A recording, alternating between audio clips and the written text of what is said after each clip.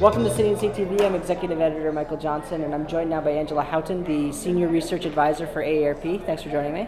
Thank you, Michael. And I know we have you guys have this new report out that you were the primary author of, talking about retirement savings for Gen Xers and baby boomers. What was the thing that struck you as the most fascinating thing that came out of this report? Well, this is really the first time that we took such a close look at Generation X, and I think what really surprised us was we did not expect to see such high levels of anxiety and concern about their financial futures and their retirement security. We knew that the economic data says that the deck is kind of stacked against them relative to their parents' generation, but what we learned in the survey is their state of mind really reflects that too, where we saw 78% of this generation of voters in New York City is worried about not saving enough, and 70% is worried about not having a retirement savings plan, and that's a larger share than of the boomer cohort. So I think it's a surprise that this generation that has 2 at least plus decades until they will really be at a retirement ready age, it's still very top of mind for them. And that was something that was really surprising.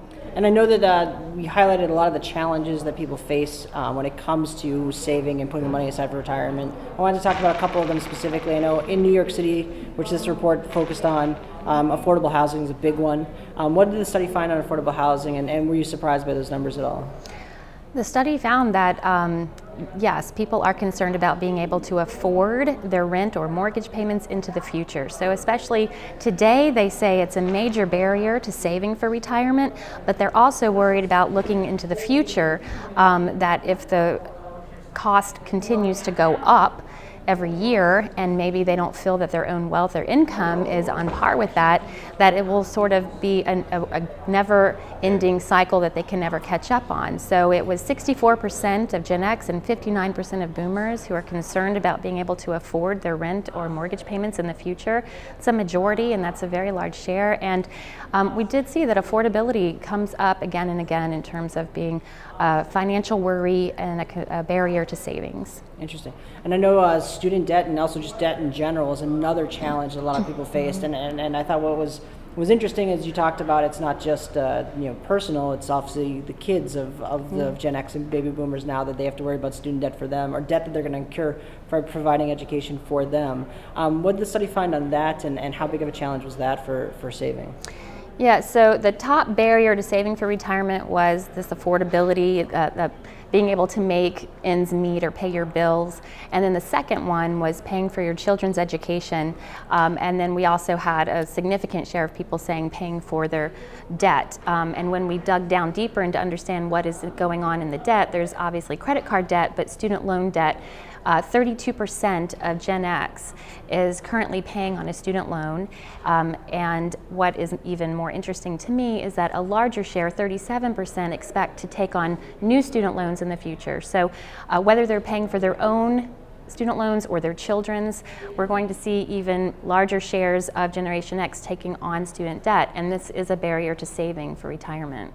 And the solution that you guys have kind of proposed is this state-facilitated program to encourage people to invest in retirement. And you polled on this, and it was overwhelmingly people thought this was a good idea. So tell us a little bit about the plan and the polling numbers that related to this program that you guys are kind of talking about and hoping to try to implement here in New York State.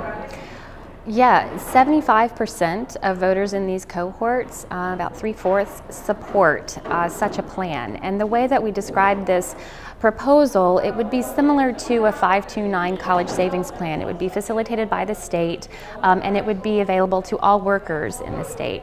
And when we sort of asked people about the features of such a plan, the top thing, 85% said it would be very important that this plan is portable, meaning it would follow workers from job to job. So as people, we see increasing rates of job changing, so even for workers not staying in a job as long as they used to.